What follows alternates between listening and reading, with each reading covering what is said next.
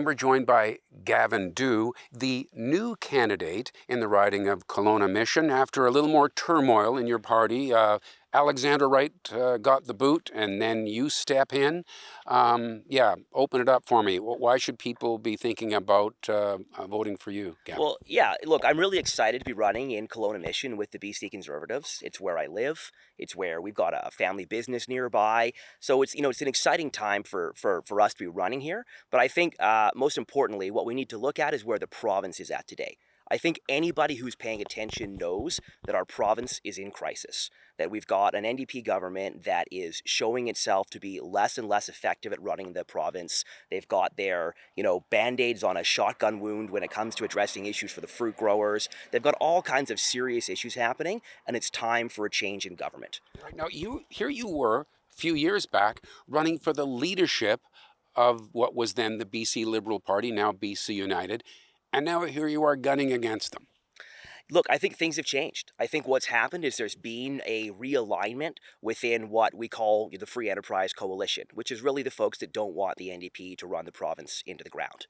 So I ran to lead the BC Liberal Party a few years ago, and I did that because I thought it was time for that party to renew, to be modernized, to be brought into, the 2020s. And unfortunately, over the last number of years, what's happened is it's just become rudderless. Nobody's really sure. It's sort of BC who? Nobody knows whether it's supposed to be a Liberal Party, a Conservative Party. Nobody's really sure. And what I've seen from my friends, and I have a lot who've been involved in politics and who were involved in that party, is they've moved on. And they've started to reconsolidate around the BC Conservative Party because it's clear that that is the only party that has a chance of beating the NDP, forming a new government, and getting BC back on track. Okay, here's one thing that may cost you a few votes for people maybe in the center of the political spectrum. You're moving from a party that literally invented the carbon tax in BC to getting behind a leader who's pretty dismissive on any efforts to control greenhouse gas emissions. So pretty soft on that front. What do you say?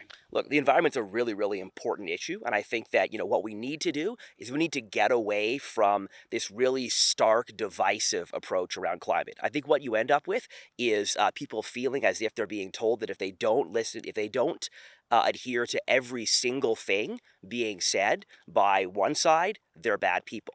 Or if they don't listen, it's become far too divided. We need to get back to a conversation that's based on policy, that's based on reality, and we need to get the climate discourse, the carbon tax discourse has turned into a political wedge issue rather than a policy conversation. So I think we need to return it to a policy conversation and find the right balanced solution. So if people are concerned about what's happening with climate change, you share their concern. Yeah, climate's a really, really important issue, and we see it right here in Kelowna. Wildfires are a massive issue for us, and I think one thing people need to know is that our wildfire emissions accounted for almost 25% of the wildfire emissions in the world a couple years ago. So the environment doesn't care where emissions are coming from, whether they're industrial or wildfire. We need to start getting really serious and fixing the math as it relates to wildfire emissions, and we need to start doing the upfront work to prevent wildfires. We actually spend 9-1 fighting wildfires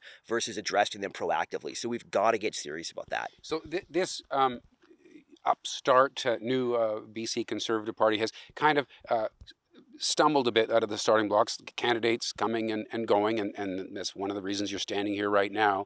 It's really kind of forming itself on the run, isn't it?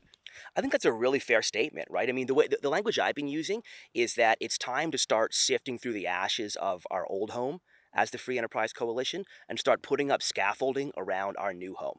When I was approached by the Conservatives, when I started talking to them, they were really open and honest. They're still building out the party. It is still a party that's being brought to life. There's still new people coming on board. And, my phone's been blowing up all day with people who are now ready to make the move. I think that my candidacy is a signal for a lot of people that it's time to just get done with the drama, move forward, and start building up the new home of the Free Enterprise Coalition, and that's the Conservative Party.